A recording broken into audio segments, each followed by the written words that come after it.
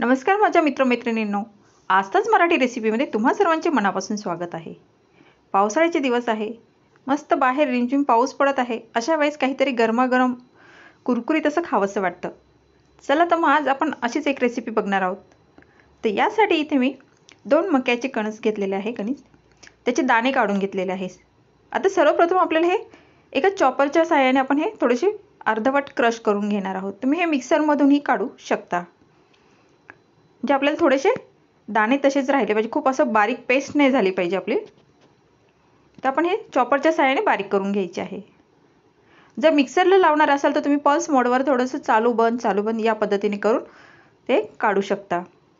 आता आपले हे बारीक करून झालेलं आहे, तर आपण भांड्यात काढून घ्यायचं आहे। अगदी चवीला अप्रतिम असे हे लागतात। जर कधी ट्राय केले नसेल तर नक्की ट्राय करून बघा। आता यामध्ये आपण एक बारीक चॉप केलेला कांदा, तसेच एक गाजर आपण किसून घेतलेला आहे, तशीच कोथिंबीर आणि एक शिमला मिरची बारीक कट करून घेतलेली आहे।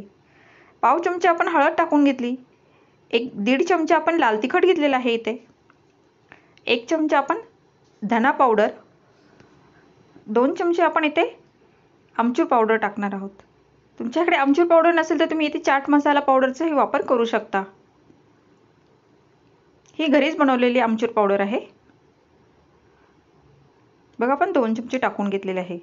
आता यानंतर आपण इथे अर्धी वाटी आपण लसूण डाळीचं पीठ टाकून घेतले।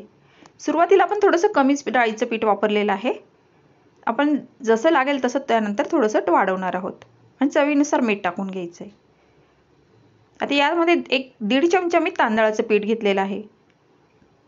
सर्वप्रथम आपण हे सर्व साहित्य आपल्याला मिक्स करून घ्यायचं आहे। यामध्ये आपल्याला पाणी वगैरे टाकायची काही आवश्यकता नाही, कारण आपण ज्या भाज्या टाकलेल्या आहे किंवा आपले कॉर्न आहे, त्यांच्या पाण्यामध्येच आपल्याला हे सर्व पीठ भिजवायचं आहे। अगदी ओलसर असं होतं। जर जास्त ओलसरपणा आला तर यामध्ये तुम्ही तांदळाचं पीठ किंवा चणा डाळीचं पीठ थोडंसं वाढवू शकता, कारण आपल्याला इथे थोडंसं घट्टसर, म्हणजे त्याचे आपण वडे थापू शकू या प्रकारचं आपल्याला इथे पीठ हवं आहे। तुम्ही या पिठाची टिक्की बनवू शकतात किंवा कबाब बनवू शकता किंवा मस्त अशी तेलात गरमागरम कुरकुरीत अशी भजी सुद्धा बनवू शकतात। तसेच थालीपीठ सुद्धा या पिठापासून तुम्ही तयार करू शकता। बघा, एकाच पिठापासून तुम्ही किती पदार्थ तयार करू शकता। आता इथे थोडंसं सैलसर वाटत होतं, तर इथे मी 3 ते 4 चमचे आपण तांदळाचं पीठ टाकून मिक्स करून घेतलेलं आहे। आता हात ओलसर करून घ्यायचा आहे आपण सर्वप्रथम,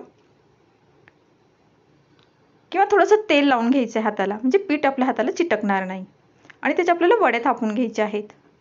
बघा, या प्रकारे आपण ह्या टिक्की म्हणा किंवा वडे थापून घेतलेले आहेत आणि नॉर्मल गरम तेलामध्ये आपल्याला हे वडे तळून घ्यायचे आहेत।